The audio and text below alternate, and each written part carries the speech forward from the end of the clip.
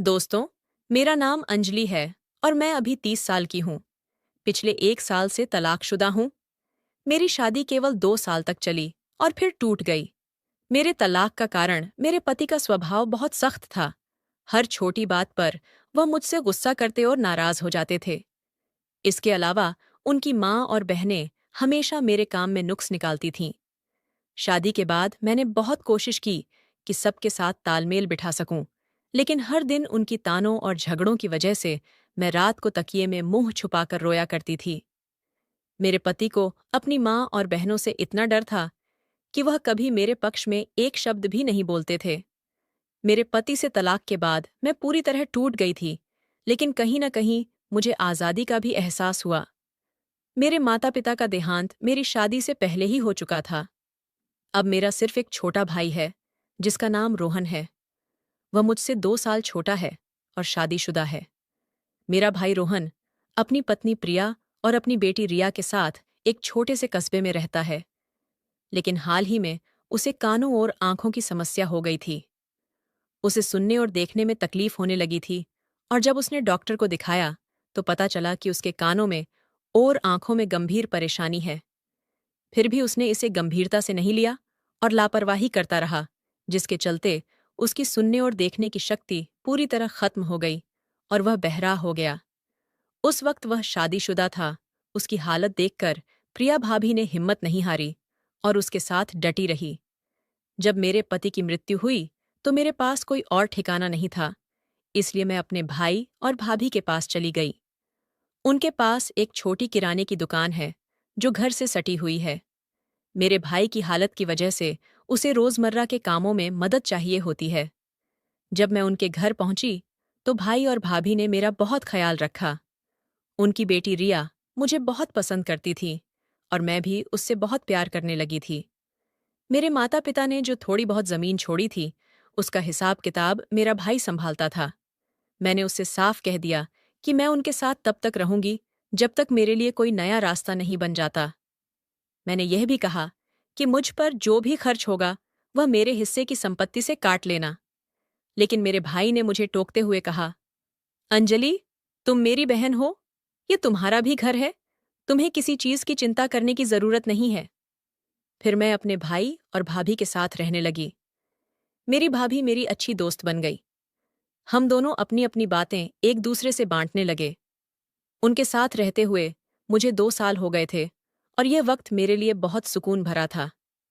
पहले जैसी परेशानियां और तनाव अब मेरी जिंदगी में नहीं थे। हम सब साथ में घूमने जाते, हंसते खेलते और जिंदगी को भरपूर जीते थे। लेकिन मेरा भाई कभी कभी अपनी हालत को लेकर उदास हो जाता था। मुझे भी उसकी तकलीफ देखकर बहुत बुरा लगता था। मैंने उससे कई बार कहा, अगर कोई इलाज मुमकिन है तो हम करवा लें। मुझे पैसे की चिंता नहीं है, बस तुम ठीक हो जाओ। लेकिन मेरा भाई ने मना कर दिया। उसने बताया कि उसने हर मुमकिन जगह इलाज के बारे में पता किया था, लेकिन डॉक्टरों ने साफ कह दिया था कि उसकी हालत में अब सुधार नहीं हो सकता। आखिरकार उसने इसे अपनी किस्मत मान लिया और आगे कुछ करने की कोशिश छोड़ दी। मेरा भाई की किराने की दुकान से अच्छी आमदनी हो जाती थी, लेकिन जब से मैं उनके साथ रहने लगी, मुझे लगने लगा कि मैं उन पर बोझ बन रही हूं।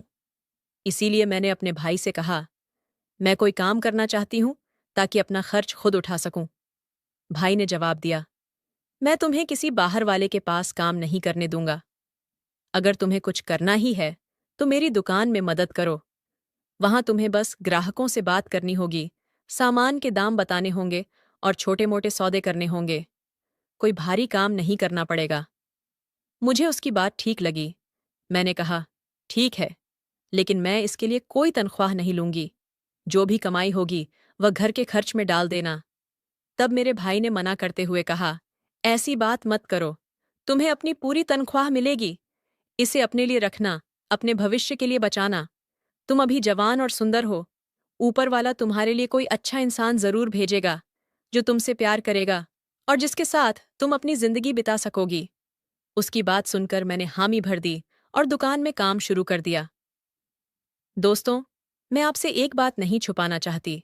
भले ही मैं अपने पति से तलाक लेकर अकेलेपन से आजाद हुई थी, लेकिन कभी कभी मुझे पुरानी यादें सताती थीं। शादी के शुरुआती दिन बहुत अच्छे थे, जब हमारे बीच कोई तकरार नहीं थी। सच कहूं तो मेरा पति बुरा इंसान नहीं था, लेकिन उसकी कमजोर शख्सियत और अपने परिवार के सामने चुप रहना मुझे परेशान करता था। जब उसकी माँ और बहनें मेरे साथ बुरा बर्ताव करती थीं, तो वह कभी मेरे लिए नहीं बोलता था। एक औरत अपने पति से बस इतना ही चाहती है कि वह उसका साथ दे, उसकी इज्जत करे और सही गलत में उसका पक्ष ले। मैं भी कभी झगड़ालू नहीं थी। मैंने अपने ससुराल में सबके साथ अच्छा व्यवहार करने की कोशिश की, लेकिन फिर भी मुझे उनका प्यार नहीं मिला। उनके रिश्तेदार भी कहते थे कि वे सख्त मिजाज और तुनक मिजाज लोग हैं। इसलिए मैंने सोचा कि इससे पहले कि मैं उस माहौल में पूरी जिंदगी बिता दूं, बेहतर है कि मैं अकेले रहूं। जब भाई मेरे हालात के बारे में मुझसे बात करता था, तो मुझे अपनी किस्मत पर तरस आता था। मैं सोचती थी कि मेरी उम्र की औरतें अपने परिवार के साथ खुशहाल जिंदगी बिता रही हैं, लेकिन मेरे साथ ऐसा क्यों हुआ? फिर मैं खुद को समझाती कि जो हुआ वह मेरी तकदीर थी और मुझे इसे स्वीकार करना चाहिए। लेकिन हर औरत की तरह मेरे अंदर भी भावनाएं थीं। जब कोई औरत अपने पति से अलग हो जाती है, तो उसे प्यार, अपनापन और किसी के साथ की जरूरत महसूस होती है। मुझे भी ऐसा ही लगता था। सबसे ज्यादा तकलीफ मुझे रात को ही होती थी। मेरा भाई और मेरी भाभी का कमरा मेरे कमरे से सटा हुआ था। जब वे पति पत्नी के तौर पर एक दूसरे के करीब होते थे, तो उनकी आवाजें मेरे कमरे तक आती थीं। ये आवाजें मुझे बेचैन कर देती थीं और मैं खुद को बहुत अकेला महसूस करती थी। मैं अपना ध्यान भटकाने की कोशिश करती, कभी किताब पढ़ती, कभी कुछ और करती, ताकि अपने दिल को थोड़ा हल्का कर सकूं। फिर एक सुबह मेरी नींद तेज चीखों से टूट गई। मेरा भाई और मेरी भाभी जोर जोर से झगड़ रहे थे। उनकी आवाजें इतनी तेज थीं कि पूरा घर गूंज रहा था। मैं समझ नहीं पाई कि बात क्या है। मैंने उन्हें शांत करने की कोशिश की, लेकिन मेरा भाई गुस्से में पागलों की तरह चिल्ला रहा था और मेरी भाभी भी किसी न किसी बात पर उसे और भड़का रही थी। फिर किसी तरह जब माहौल थोड़ा ठंडा हुआ, तो मैंने अपने भाई से कहा कि आप अंदर जाओ और प्रिया भाभी को मना लो। लेकिन तभी भाभी ने गुस्से में कहा, तुम बाहर जाओ, मुझे अकेला छोड़ दो। मैंने अपने भाई को समझाया कि वह दुकान पर चले जाएं और मैं भाभी से बात करके उसे ठंडा करने की कोशिश करूंगी। तब मेरे भाई ने कहा, ठीक है, जैसी उसकी मर्जी, और भाई दुकान पर चला गया। मेरे भाई के दुकान में एक लड़का काम करता था, जिसका नाम विनय था। विनय रोज मेरे भाई को लेने के लिए घर आता था, क्योंकि हमारी दुकान घर से थोड़ी दूर थी। चूंकि भाई को सही से सुनाई और दिखाई नहीं देता था, इसीलिए विनय उसे रास्ते में मदद करता था। भाई के जाने के बाद मैं भाभी के पास गई और पूछा, क्या हुआ प्रिया भाभी, तुम इतनी परेशान क्यों हो? अगर मेरे रहने से कोई दिक्कत हो रही है, तो मुझे बता दो। मैं कहीं और किराए पर घर ले लूंगी। मैं नहीं चाहती कि मेरी वजह से तुम दोनों के बीच कोई परेशानी हो। भाभी ने तुरंत कहा, नहीं, इसमें तुम्हारी कोई गलती नहीं है। बात कुछ और है। मैंने पूछा, तो बताओ क्या हुआ? वह थोड़ी देर चुप रही, फिर धीरे से बोली, तुम समझ रही हो ना, जब मैं और तुम्हारा भाई साथ में होते हैं, तो वह बहुत ज्यादा रोमांटिक हो जाता है, जैसे कोई ऐसा इंसान जो बहुत दिनों से भूखा हो। वह बार बार वही चाहता है और मैं अब इसे बर्दाश्त नहीं कर पा रही हूं। उसकी बात सुनकर मुझे थोड़ा अजीब लगा, लेकिन मैंने उसे समझाया कि देखो भाभी, यह तो बहुत अच्छी बात है। कई औरतें चाहती हैं कि उनका पति उन्हें प्यार करे, उनकी परवाह करे। तुम्हें खुश होना चाहिए और ऊपर वाले का शुक्रिया अदा करना चाहिए, क्योंकि कई लोगों की शादीशुदा जिंदगी में यह चाहत ही खत्म हो जाती है।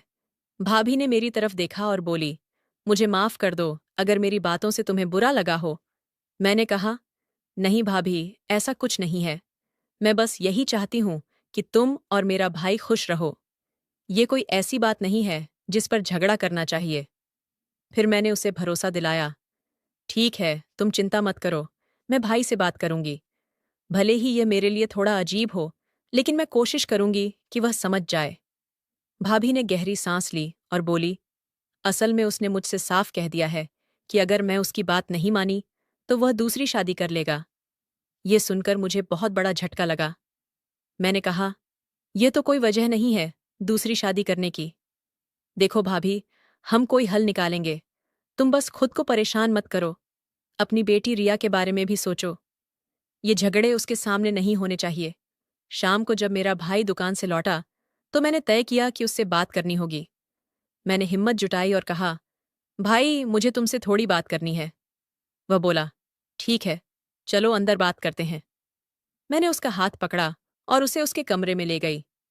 फिर मैंने कहा, भाभी ने मुझे सब कुछ बताया। तुम ऐसा क्यों कर रहे हो? उसे दूसरी शादी की धमकी क्यों दे रहे हो?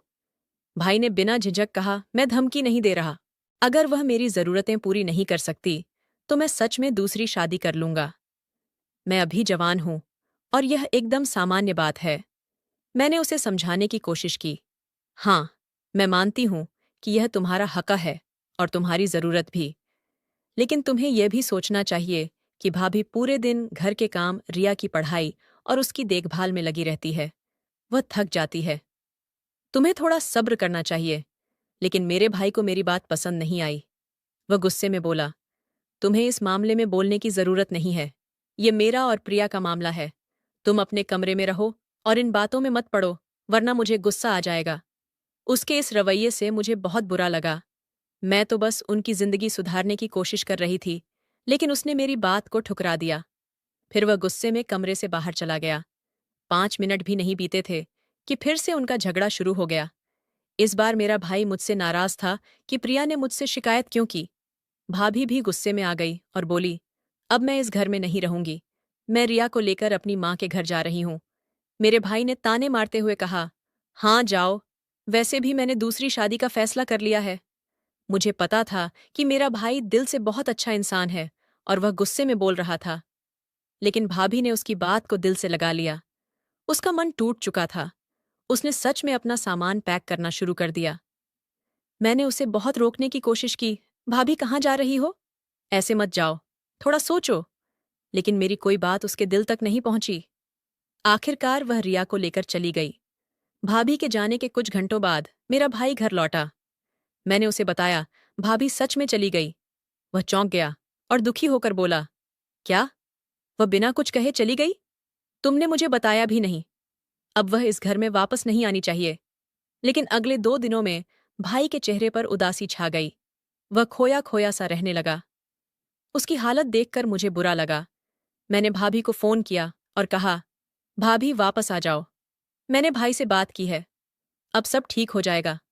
मैं नहीं चाहती कि तुम्हारा घर टूटे। अगर तुम आ जाओगी तो मैं कहीं और रहने का इंतजाम कर लूंगी। लेकिन भाभी ने ठंडे लहजे में कहा, मैंने पहले भी कहा था, यह मामला तुमसे जुड़ा नहीं है। मुझे वापस नहीं आना। फिर उसने कहा, मुझे भी अजीब लगता था कि जब वह मेरे साथ होता था तो तुम बगल के कमरे में सब सुन रही होती थीं। मुझे बहुत शर्मिंदगी होती थी। मैंने जवाब दिया, हाँ, मैं सुनती थी। लेकिन यह तुम्हारा घर है, तुम्हारी जिंदगी है। इसमें मेरा कुछ कहना ठीक नहीं। बात वहीं खत्म हो गई। भाभी ने साफ मना कर दिया कि वह वापस नहीं आएगी। दिन बीतते गए। अब मैं अकेले ही घर का सारा काम संभाल रही थी। खाना बनाना, सफाई करना, सब कुछ। ऐसे ही 10 दिन गुजर गए। मैंने देखा कि भाई का स्वभाव बदल रहा था। वह चिड़चिड़ा और गुस्सैल हो गया था। उसकी हालत से लग रहा था कि वह अंदर से बहुत परेशान है। मुझे भाभी की बात याद आई जब उसने कहा था कि रोहन को इस चीज की बहुत जरूरत होती है। मुझे समझ आया कि यह दूरी उसके लिए मुश्किल हो रही है। मैंने धीरे से कहा, भाई, अगर तुम सच में भाभी के बिना नहीं रह सकते तो उसे वापस बुला लो। उसने गुस्से में जवाब दिया, नहीं, वह खुद गई थी। मैं किसी को बुलाने वाला नहीं हूं। अगर उसे आना होगा तो वह खुद आएगी। वह बाहर से सख्त दिख रहा था, लेकिन अंदर से टूटा हुआ था। मैंने इस बारे में बात करना छोड़ दिया।